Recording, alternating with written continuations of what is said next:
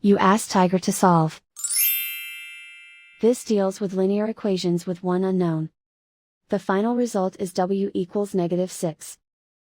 Let's solve it step by step. Group all constants on the right side of the equation. Add 5 to both sides. Simplify the arithmetic.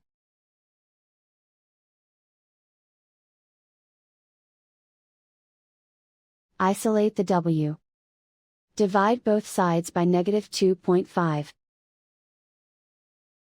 Cancel out the negatives. Simplify the arithmetic.